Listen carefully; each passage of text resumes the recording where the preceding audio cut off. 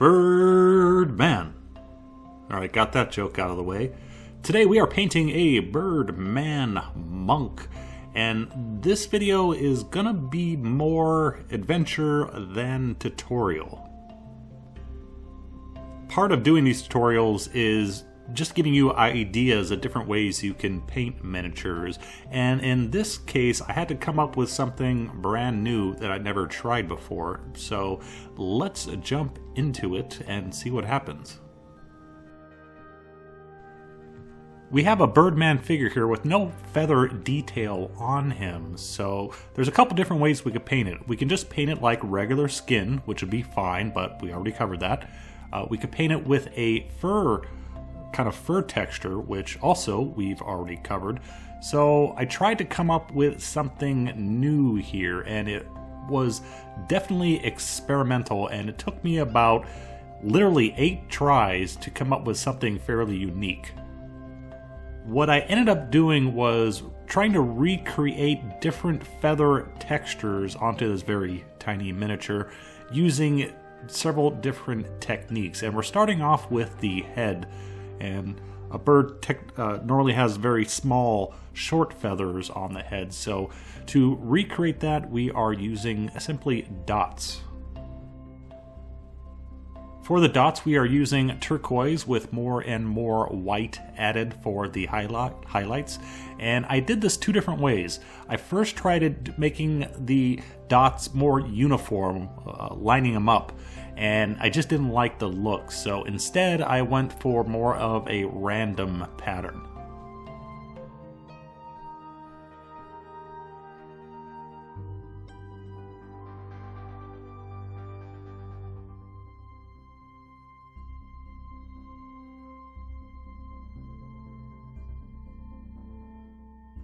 Our second texture we're going to put on the back, starting at the neck and all the way down. And this is kind of similar to how we painted the fur on the horse video, but instead of doing just a whole bunch of jagged little lines, I'm trying to line them up a bit more. So we're basically doing a band of vertical lines, starting off from the back of the head, and then working our way down towards till we reach the lower back of the figure.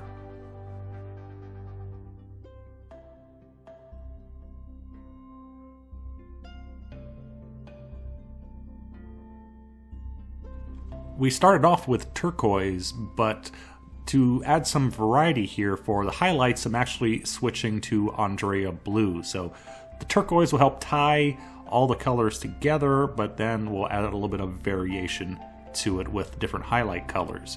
And we are highlighting towards the bottom of each of our little feather bands, so eventually the final highlight will be right over the darkest shade. So we'll hopefully get a little bit of depth showing on the figure.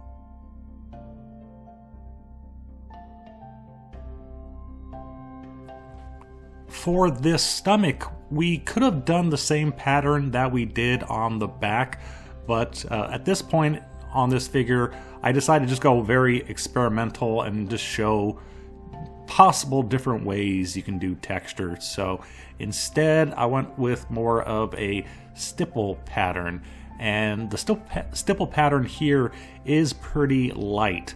To do it again, I'd probably go a bit more dramatic with the color shifts. Maybe go straight from Scrofulous brown to straight buff, and just do those two. Maybe add a little white at the end. But if I eliminated one of the stippling steps here, then the stippling would be much more dramatic.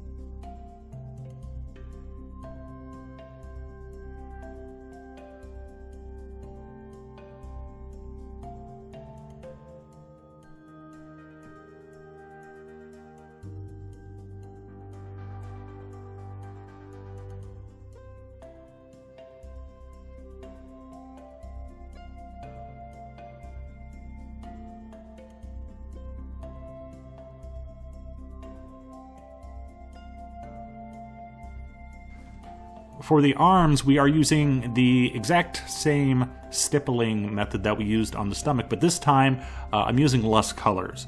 So the stippling is actually going to be much more dramatic on the arms. Now, I would have personally probably chosen to switch the two, do a more dramatic one on the stomach and less dramatic one on the arms, because the arms are pretty much the smallest surface area on this figure, and you don't want to have a real busy pattern on a very small surface. So the more complex feather pattern that we used on the back, I don't think would work well on the arms. So keep it simple. We're adding a little bit of texture, but we're not overwhelming the surface.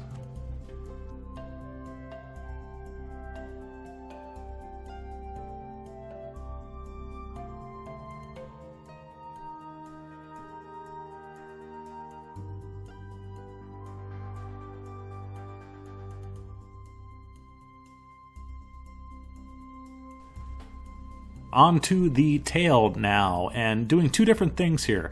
I'm doing kind of slanted lines, and after doing those, I decided there were a little bit too there was a bit too much contrast in them.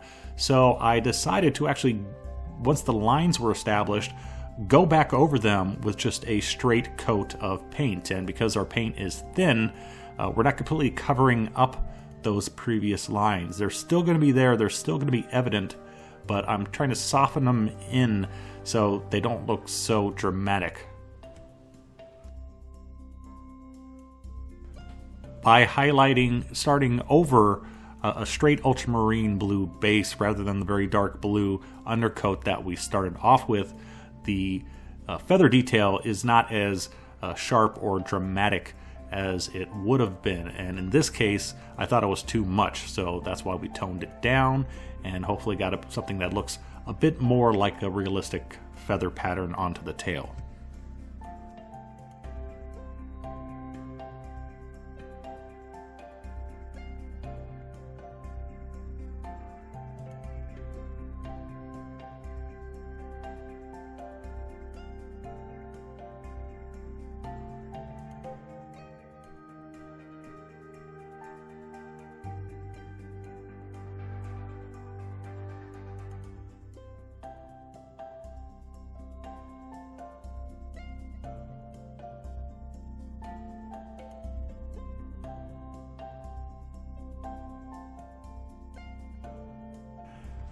I did look around for bird photos before painting this, and that gave me a rough idea of colors, but the problem is this isn't a bird, it's a bird guy hybrid, so have to be a little bit inventive with some colors here. We've gotten the turquoise, so we have a little bluish green, we have blue. I did want to add a little bit of violet as well. So starting off with the tail, kind of following the same pattern that we did on the sides of the tail, but this is a little V pattern. So it's tying those two sides together and they come to a point in the center.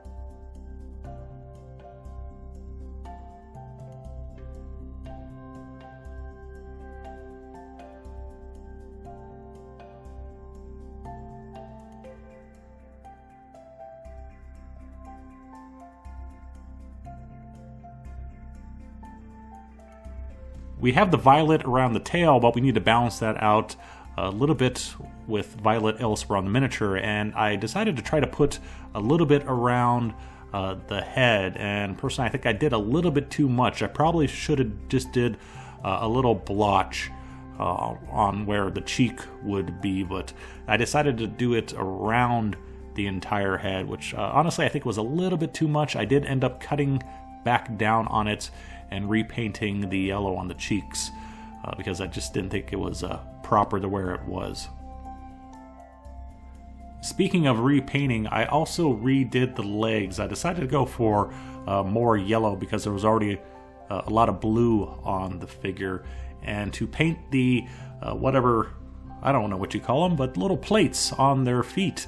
We're using a mix of Beasty brown and Scrofulous brown, because I didn't want those to stand out too much, so we're going with minimal contrast there.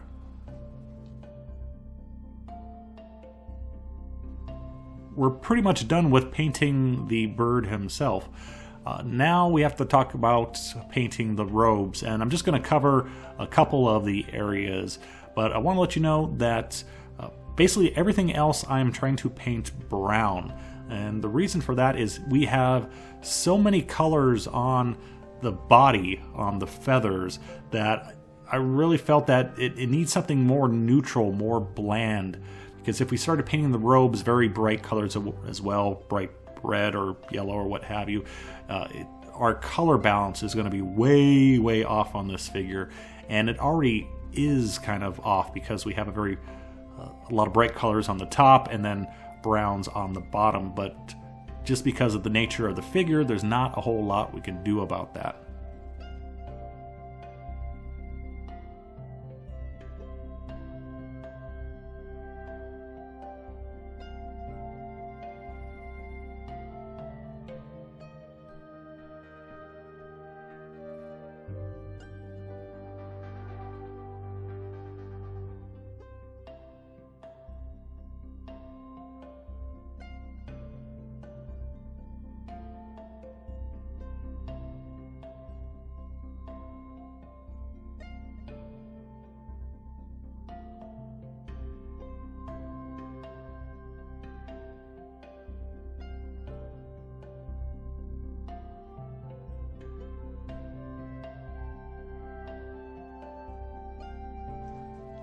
While I want to stick with neutral colors and earth tones, I don't necessarily want to just paint everything straight brown. And for example, on his skirt, we're going with charred brown and flat brown because that has a little bit of red in it, but it's not bright red. It's not going to be enough to clash with the colors that we used for the feathers. So we are adding a little bit of color, but we're still staying in that neutral, non-distracting tone.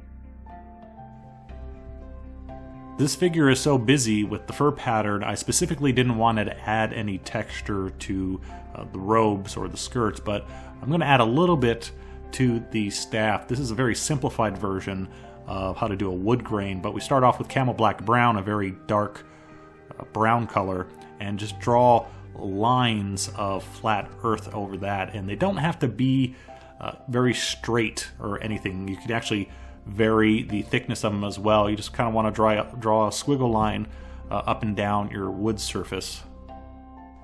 And then once that's established, go over it with a lighter brown, in this case using yellow ochre. And you don't necessarily have to cover the entire line. Basically, you just want to highlight it a bit, try to get on the inside. And if needed, you can go back to your original very dark brown and clean up in case there was any errors. Normally I would have another step in here, another highlight, but because this staff is so small, I'm just going to use 3 colors here rather than using 4 or 5. And there is our finished Birdman Monk, and thank goodness he's done. I'm not kidding, I repainted this figure about 8 times trying to come up with something new. You're lucky, you could paint yours however you want, but my job is to show you something new. Again, you have a lot of options. You don't necessarily have to do something as complex as this. Could paint it as a regular layering technique, paint it like skin. We could paint it like fur, but I really wanted to try something new and show you something a bit more unique, and it's minorly successful. I don't really want to paint this figure for a 9th time, so we'll just call it quits there. Thanks for watching. I hope you enjoyed. Bye-bye.